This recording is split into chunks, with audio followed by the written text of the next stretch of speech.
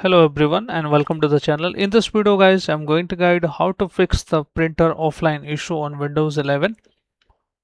Step number 1 is open the control panel and look for large icons. Select the large icons here with the category wise.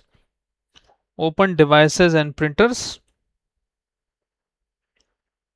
Scroll down, look for devices. Again scroll down and look for more devices and printer settings. And once you see this settings, just look for your printer which is working. Okay, so let's say this is your printer. Right click on it and click on see what's printing, and then click on printer and untick the option use printer offline. If it is ticked like this, just click on this option use printer and it should be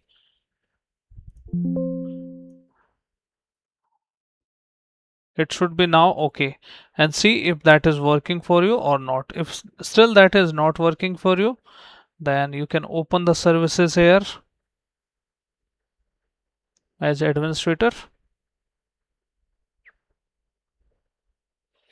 Click anywhere on it and press P on your keyboard to look for print spooler service. Right click on it, go to its properties. Startup type should be automatic on your Windows. Select that option. Then if it is stopped like this, start the service, then click on apply and also go to log on and choose the option allow service to interact with desktop. If it is unticked like this, choose this option and then click on apply and then click on OK. If it is already running and setting is already done, then you can restart it. And now check if that is able to fix your issue or not. If that is still not able to fix your issue, this happens sometime due to cache of printer on your system.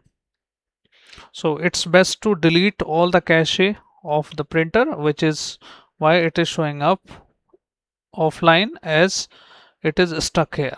So first of all, stop this print spooler service, and once you stop it, go to this location, see Windows System 32 print and printers. Copy and paste this, press Windows and R, and you can simply hit this command here and delete all the, let's say, whatever cache you have inside this. Just select all of them and simply delete it. Once you delete it, restart the Windows simply and issue should be fixed.